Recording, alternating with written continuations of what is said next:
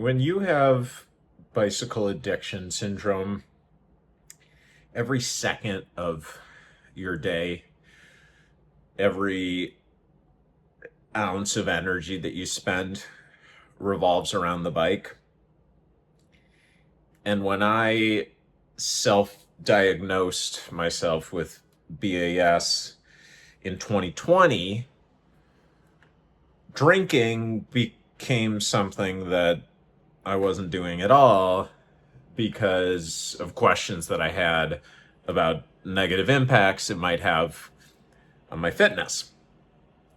And in the past, I had been a bit of a drinker. From 18 to 24, I had spent most of my weekends having way too much to drink. And as I started to discover fitness, and also after a few years of spending way too much time drinking, I was relieved to have something that reprioritized how I wanted to spend my time. So in 2020, when I was really focused on getting fit, I didn't get drunk for 3.5 years, 4 years. Like I would go months without drinking at all. And then when I would drink, which was seldom, like once a month on average for a couple of years, I would have one or two maximum, never three. Not getting drunk, not even getting tipsy.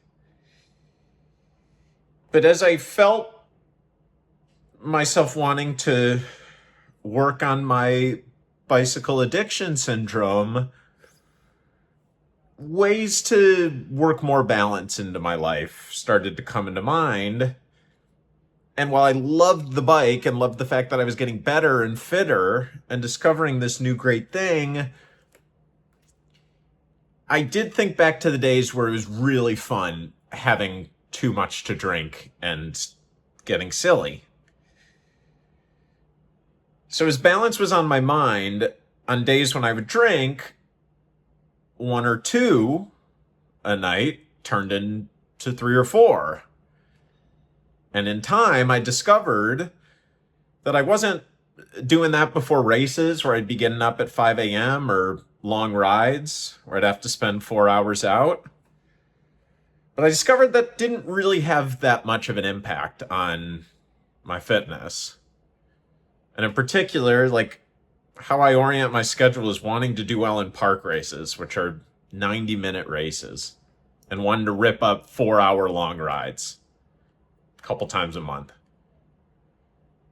Other than that, I pretty much just ride steady zone 2 endurance.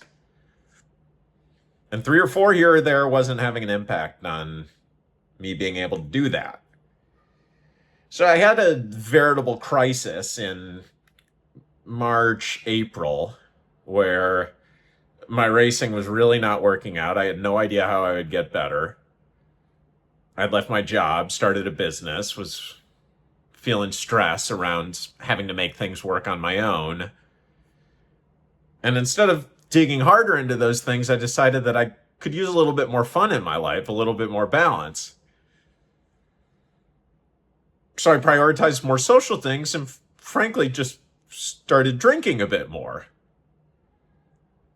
Which just looked like, instead of 1 or 2 times a month, maybe a few times a month. Instead of 3 or 4, like enough to get properly silly.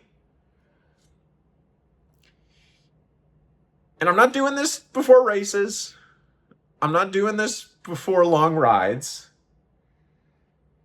But I'm doing it on Saturdays where I can afford to wake up at 10:30 or 11, kind of slog around and settle into a ride, and then just go do 90 minutes endurance, 2 hours endurance, just cruising outside, listening to the birds.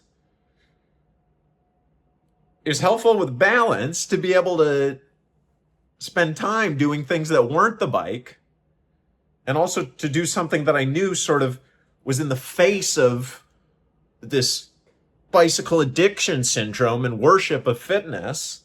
So if I'm racing Saturday, getting silly Saturday night, well, getting silly makes sure that I don't go out on Sunday and hammer and dig myself into a ditch for the next week.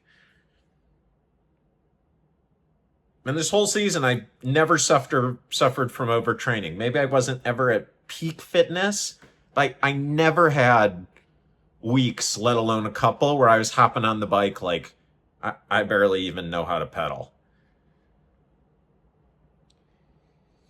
And it doesn't have to be drinking. I'm not advocating for drinking being a part of a proper training schedule.